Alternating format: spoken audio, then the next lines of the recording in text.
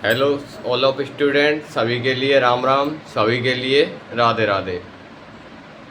तो आप सभी का आपके अपने YouTube channel Sunil Ajit online classes पर हार्दिक स्वागत है।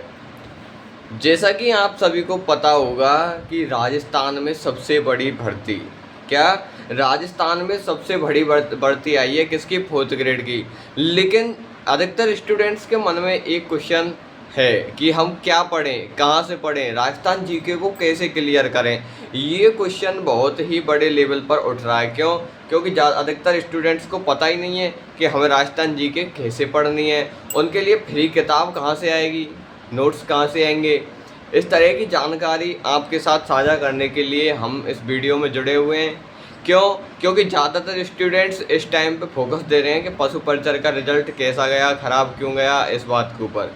लेकिन अपन उन सभी स्टूडेंट्स से अलग हट करके और एक स्पेसिफिक पॉइंट पे ध्यान देंगे। स्पेसिफिक पॉइंट क्या होगा?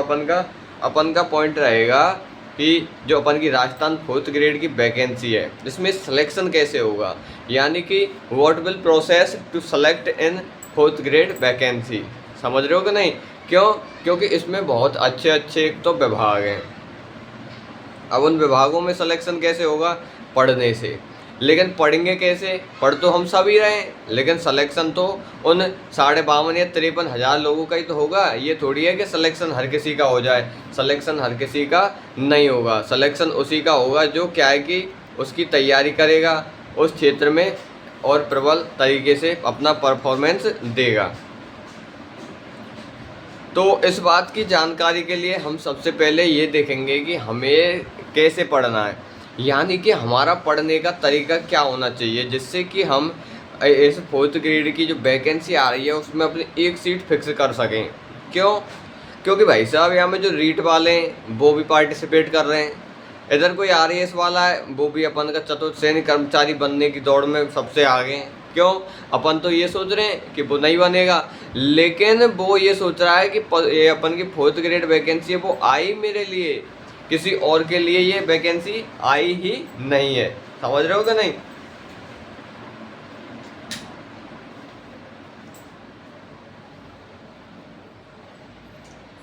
तो इसके लिए हमारी रणनीति क्या होनी चाहिए, हमें क्या पढ़ना चाहिए? हमें पढ़ना पड़ेगा, ये सब दुनिया को पता है, लेकिन हमें सही ढंग से और कैसे और अच्छी चीज़ क्या पढ़नी है, ये एक विशेष क्वेश्चन होता है। विशेष क्वेश्चन वही होते हैं जो कि हमारी ज़िंदगियां बदल देते हैं।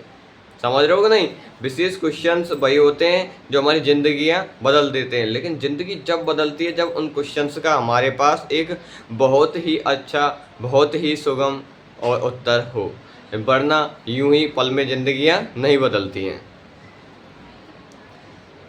तो सबसे पहले तो ये है कि हमें किताब कौन सी पढ़नी है। तो सबसे पहले हमें क्या है कि कौन सी किताब पढ़नी है। क्यों? क्योंकि इसमें राजस्थान जीके भी है, इसमें कंप्यूटर भी है, इसमें साइंस भी है, इसमें मैथमेटिक्स भी है, इंग्लिश भी है, हिंदी भी है।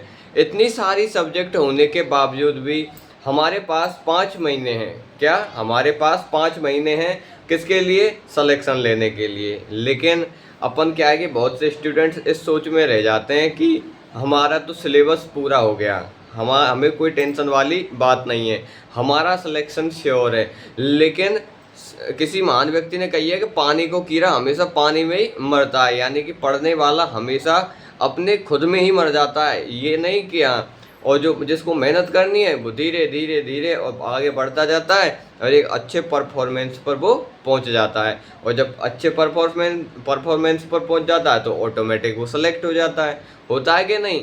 तो इसीलिए अगर जानकारी अच्छी लग रही हो, तुम्हें रोचक लग रही हो हमारी बातें, तो चैनल को सब्सक्राइब जरूर करें और लाइक भी करें और कमेंट भी करें। अब हमारा क्वेश्चन क्या है कि हमें किताब कौन सी पढ़नी चाहिए, जीके के लिए कौन सी किताब पढ़नी चाहिए। तो हमें जीके के लिए, जो राजस्थान जीके है उसके लिए हमें जो NCERT होती है वो पढ़नी चाहिए। क्या? 6 से 12 की जो भी NCERT हैं वो हमें पढ़नी चाहिए। पढ़नी चाहिए कि नहीं? क्योंकि क्वेश्चन उनसे बाहर जाता ही नहीं है। अब हम क्या सोच के बैठ जाते हैं कि क्वेश्चन भाई साहब कहाँ से आएगा, भाई साहब कोई दीनवाल ला रहा हो, कोई नाथ पब्लिकेशन ला रहा हो, कोई धरोहर ला रहा हो, लेकिन इन सबन में से क्वेश्चन आ ही नहीं रहे और इतनी इतनी मोटी किताब। लेकिन अपन के लिए क्या है कि अपन को लानी है 6 से 12 NCERT। उसका जो नोट्स है वो लाने, इतने से नोट्स आएंगे और अपन का पूरा कंटेंट तैयार हो जाएगा और क्वेश्चन वहीं से बनेंगे। ये तो है नहीं कि क्वेश्चन का मंगल ग्रह पे तैयार बनेंगे, क्वेश्चन हमेशा अपन का जो सिलेक्टेड कंटेंट होता है उसमें से ही बनते हैं। लेकिन सेलेक्टेड कंटेंट पढ़ना बहुत ही बड़ी बात है। अब अच्छा, और अब स्टूडेंट क्या सोचेंगे कि हाँ सब अपन की राजस्थान जी के तो है गई, लेकिन अब अपन गणित कैसे तैयार करें, गणित को कहाँ से पढ़ें, क्यों, गणित तो समझ में ही नहीं आ रही। अब भाई साहब गणित समझ में क्यों नहीं आ रही, क्यों, क्योंकि हमने जन्म जिंदगी गणित पढ़ी ही नहीं। लेकिन अब भाई साहब 4th ग्रेड की वैकेंसी आ गई तो ये कह रही है कि भैया गणित तो वो पढ़ो था, क्यों, क्योंकि जब तुम गणित को पढ़ोगे तो तुम ऑटोमेटिक ही अच्छा परफॉर्मेंस करोगे, ऑटोमेटिक सेलेक्ट हो जाओगे। इंग्लिश के लिए तुम्हें क्या करना है, कोई छोटी मोटी जो क्लास है वो ले लेनी है और नोट्स बना लेने, उसके बाद आपको MCQ हल करने हैं, जितने हो जाए उतने MCQ हल करो। उससे आपकी क्या है कि एक्यूरेसी बढ़ेगी, क्योंकि इसमें 1/3 नेगेटिव मार्किंग है और जहाँ पे नेगेटिव मार्किंग होती है उसके आगे अच्छा प्रभावी स्टूडेंट भी घुटने टेक देता है, और अगर हम घुटने टेक देते हैं तो सफलता की जो रेशियो है वो बहुत ही कम हो जाएगा।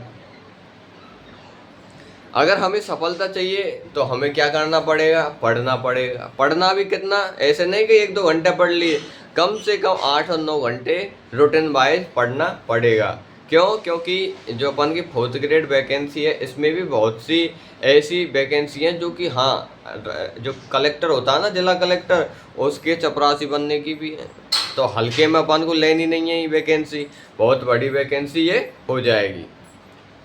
अब अपन कहेंगे कि हम सैलरी कितने की मिले, सैलरी इतने की मिलेगी जितने की मिलती आ रही है, क्यों, क्योंकि ये 4th ग्रेड की वैकेंसी है। लेकिन इसमें क्या है कि ऊपरली इनकम बहुत बढ़िया है। ऊपरली इनकम कैसे, कि जैसे 2 नंबर का कि हाँ भाई सब फाइल निकलवानी है तो ऑटोमेटिकली 500 को नोट रखो फाइल के नीचे, तुरंत फाइल दूसरी बाहर आ जाएगी। तो इस तरह से क्या है कि इसमें एक बहुत ही अच्छा ऑप्शन है किसमें, राजस्थान 4th ग्रेड वैकेंसी में। लेकिन इससे पहले अपन को क्या है कि अच्छे से और बढ़िया ढंग से क्या है तैयारी करनी पड़ेगी, और तैयारी के लिए आपके लिए बहुत ही अच्छी रूपरेखा, एक टाइम टेबल और एक डेली रूटीन होना चाहिए, जब आप अच्छा परफॉर्मेंस कर सकोगे।